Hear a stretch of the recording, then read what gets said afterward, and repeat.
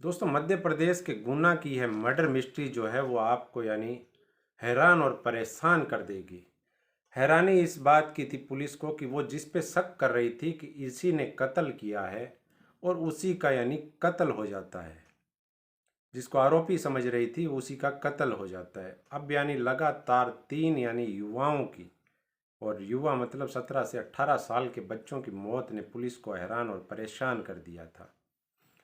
और जब असली कातिल पुलिस पकड़ती है तब उसको देख कर के और भी हैरानी होती है कि कत्ल करने वाले कोई और नहीं, 16 या 17 साल के दो नाबालिग बच्चे थे। पुलिस इनको गिरफ्तार करती है और दोनों की शक्ल देख कर के पुलिस को भी यह नहीं लगा कि ये कत्ल कर सकते हैं कि वो भी तीन तीन कत्ल। तो दोस्तों, गुना की यह जो स्टोरी है, कहानी है, आप इस वीडियो को पूरा देखिएगा। चैनल को सब्सक्राइब करना ना भूलें। इस मर्डर मिस्ट्री का सबसे पहला जो शिकार होता है वो गुना के ही सिंचाई विभाग में कार्यरत जो अधिकारी थे, एक अत्तर सिंह जी मीणा, उनका जो इकलौता बेटा था 17 वर्ष का हेमंत। वह सबसे पहला शिकार होता है इस मर्डर मिस्ट्री में। वो हेमंत जो है अपने घर से 40,000 रुपये लेकर के जाता है कि मुझे सेकंड हैंड बाइक लेकर के आनी है। और जब वह पैसे लेके जाता है तो वो वापस घर पे नहीं आता है। तो दूसरे दिन जो है हेमंत के पिताजी जो अत्तर सिंह जी हैं, वो पुलिस स्टेशन जा कर के ये बोलते हैं कि मेरा बेटा कल से गायब है।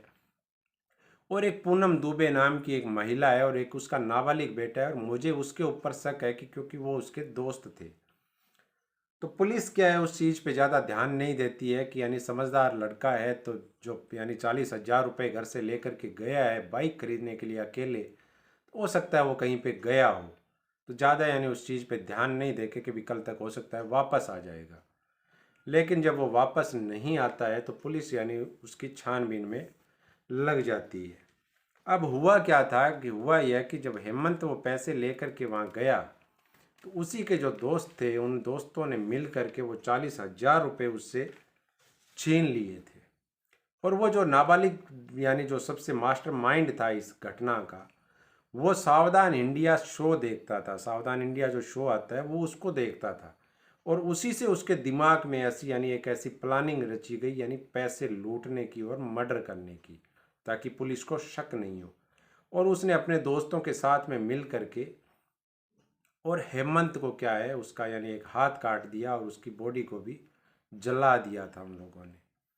अब उस नाबालिग की जो माँ थी पूनम दुबे, उस पूनम दुबे के दिमाग में और उपज आई। उन्होंने उसी समय उसका मर्डर कर दिया था हेमंत का, लेकिन उसके दिमाग में आई कि क्यों ना आपने इसके बाप से जो है फिरौती मांगी जाए। तो उसके दो दोस्त और थे, एक था लोकेश और एक था ऋषिकेश। अब वे ऋषिकेश जो था और एक लोकेश था, तो इन दोनों ने वहाँ पर इनको बहला फुसला लिया कि आप लोगों को मैं उसमें हिस्सा दूंगी, और आप जो हैं इसके पिताजी से फिरौती के पैसे मांगिए। तो वो क्या करती है, जो हेमंत का जो मोबाइल था उसी मोबाइल को गुना से ऋतिक को दे करके इंदौर भेज देती है कि ऋतिक आप जाओ, और अगर यहाँ से फ़ोन करोगे तो पकड़े जाओगे, लेकिन आप इंदौर जाके फ़ोन करना।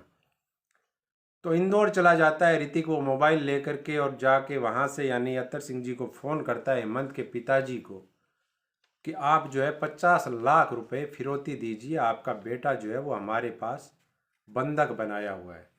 और पुलिस उस कॉल को ट्रेस करती है, उसके पिताजी जो है वो हाँ भर लेते हैं कि मैं 50 लाख रुपए आपको दे दूंगा।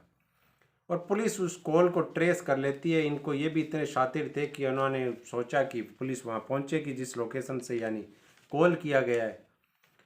तो वो वहाँ से ऋतिक जो है इंदौर से वापस गुना आ जाता है, और पुलिस जो है वो अत्तर सिंह जी को साथ लेकर के इंदौर चली जाती है।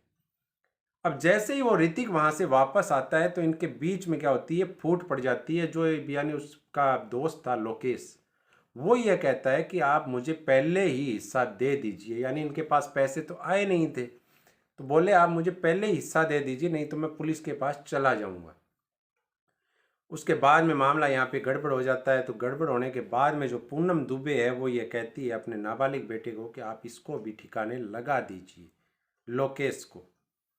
अब वो नाबालिग का बेटा लोकेश और उसका एक दोस्त जो है वो दोनों एक्टिवा पर बिठा करके उस लोकेश को भी जंगल के अंदर लेके जाते हैं और जंगल में ले जा करके वहाँ पर उसका भी मर्डर कर देते हैं और उसकी लाश को जला देते हैं। अब उसके बाद में जब यानी दो मर्डर हो चुके थे, एक लोकेश का हो चुका था, एक हेमंत का हो चुका था। अब तीसरा जो एकमात्र यानी जो मेन मुख्य जो बचा था वो था ऋतिक, जो ये पूरा जानता था कि ये है, तो उसको भी ठिकाने लगाना जरूरी था। तो जब यानी लोकेश की लाश पुलिस को मिल चुकी थी कि यानी जो जंगल में किसी ने बताया कि यहाँ पे एक लाश पड़ी है युवा की, तो जब उसके बाद में पुलिस ने छानबीन की तब तक इन लोगों ने पूनम दुबे के यानी जो नाबालिग और उसके यानी एक और साथी था, उन दोनों ने मिल करके यानी ऋतिक को भी ठिकाने लगा दिया, मतलब उसका भी इन लोगों ने मर्डर कर दिया। अब पुलिस ने क्या किया, पुलिस ने जो है पूनम दुबे का यानी जो चरित्र खंगालना चालू किया कि इसका चरित्र कैसा है। जब पुलिस को उन पे शक हुआ तो पुलिस ने यानी पूनम दुबे को और उसके दोनों जो यानी एक तो नाबालिग बेटा और एक जो दूसरा उसका साथी था उसको गिरफ्तार किया। और जब यानी कड़ाई से पूछताछ की तो इन लोगों ने पूरे राज उगल दिए कि हम लोग जो हैं इस पूरे मामले के मास्टरमाइंड है और हमने 3 मर्डर किए हैं।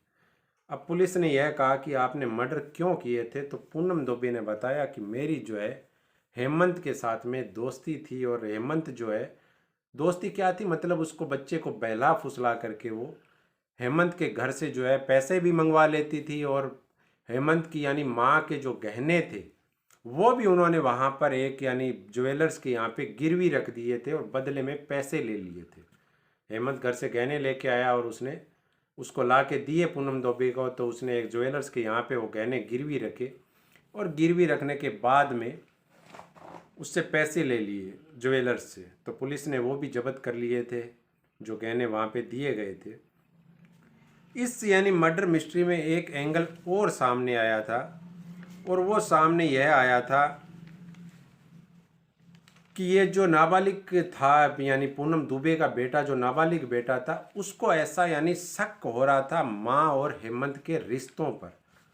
तो एक एंगल यह भी था उसमें मर्डर करने का, उससे क्या उस यानी जो पूनम दुबे का जो नाबालिग बेटा था वो यानी दूसरी नज़रों से उस रिश्ते को देख रहा था, तो इसलिए भी एक यानी मर्डर करने का उसके दिमाग में प्लान था, पहले से भी था कि हेमंत को मुझे किनारे लगाना है। तो दोस्तों ये मर्डर मिस्ट्री जो थी वो यानी बहुत ही हैरान करने वाली थी। ये 5 दोस्त थे, 5 दोस्तों में से 3 का यानी मर्डर हो गया था। और सबसे बड़ी बात ये थी कि जो मेन मुख्य कातिल जो थे वो थे नाबालिग बच्चे। तो हमारे समाज को यानी ऐसी चीज़ों से सावधान करना चाहिए, हमारे बच्चों पे भी ध्यान रखना चाहिए कि हमारे बच्चे कहाँ जाते हैं, किसके साथ जाते हैं, उसके दोस्त कौन हैं। तो आप भी अपने बच्चों को थोड़ा सा, क्योंकि ये एक ऐसी उम्र होती है 14 साल के बाद में, चाहे वो लड़का हो या लड़की हो, कि यानी गलत रास्ते पे अगर कोई बच्चा जाता है तो वो 14 साल के बाद में। तो इसलिए हमेशा किसी भी हर माता पिता को अपने बच्चों पे विशेषकर ध्यान रखना चाहिए कि वो किसके साथ में, उसके दोस्त कौन हैं। और उस समय अगर वो संभाल जाएंगे, अपने बच्चे को संभाल लेंगे, तो बच्चा गलत रास्ते पे नहीं जाएगा। और मेरे इस चैनल पे आपको यानी ऐसी बहुत सी आपको सावधान करने के लिए और इस समाज को ऐसी यानी घटनाओं से बचाने के लिए मेरे चैनल पे बहुत सी ऐसी आपको कहानियाँ मिलेगी। तो चैनल को सब्सक्राइब करना ना भूलें, सावधान रहें, सतर्क रहें और समाज में इन घटनाओं के बारे में आप जानकारी रखें कि यानी कैसे कैसे आजकल क्राइम होते रहते हैं और इनसे हमें कैसे बचना चाहिए। तो दोस्तों जय हिंद, जय भारत।